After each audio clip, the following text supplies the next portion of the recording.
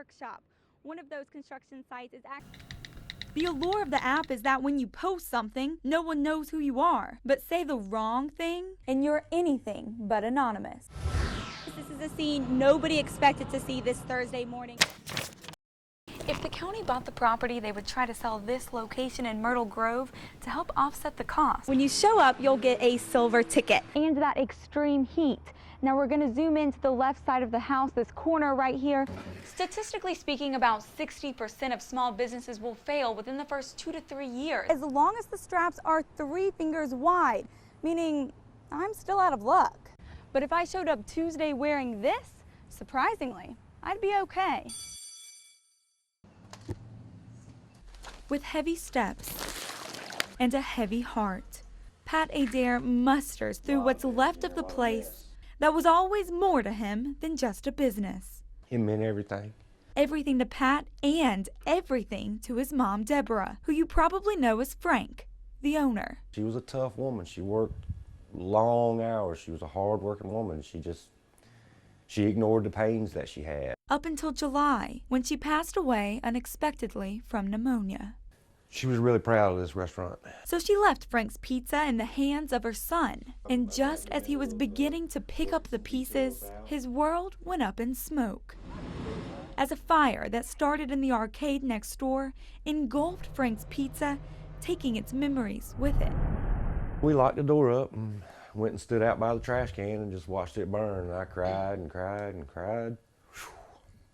When the smoke finally settled and the insurance paperwork piled up, Pat discovered another problem. I didn't really have a lease with the property owners.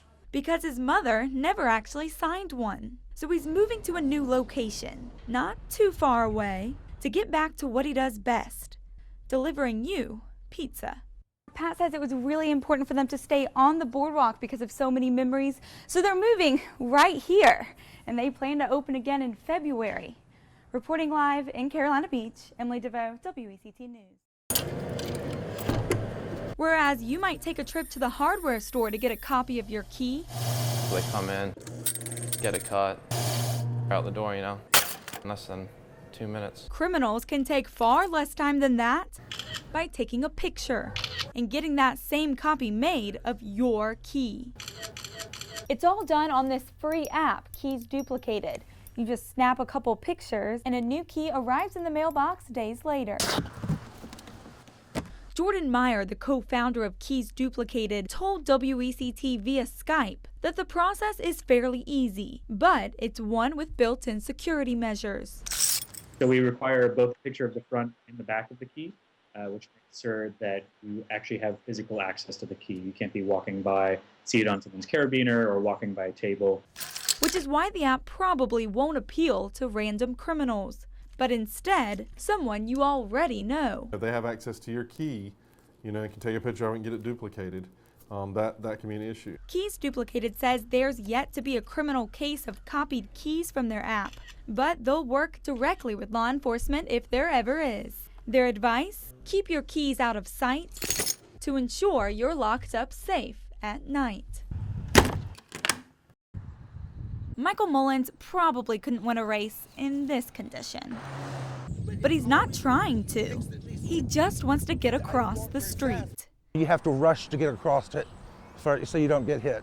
And with 8 seconds on the clock, that isn't easy. At the corner of Cape Fear and Lake Park Boulevard. It's way too short. Only 3 cars can get through. And usually the 3rd car, it's going through on yellow. Yellow, the sign to slow down. But one pedestrians certainly don't trust at this light.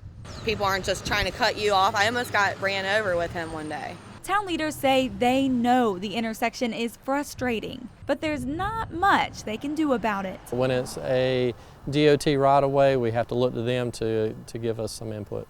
In other words, these lights are managed by the state, and town leaders say they did contact DOT about it. So Michael, Lori, and Rust will have to wait for any changes and wait for their 8-second chance to pass through an unusual intersection whose timing is really for the birds.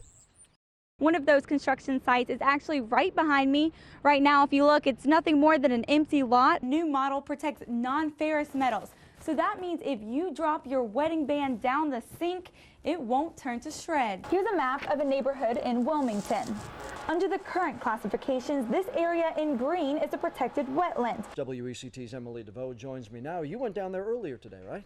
I was. John, the memorial now stands at the Riverwalk, but do you remember where it used to be? If you're one of the thousands of shoppers today looking to find those ingredients to make the perfect Thanksgiving meal, don't be surprised when you get to the register if you end up spending a lot more than you anticipated. Concerned homeowners say this sign isn't doing enough to inform the neighborhood.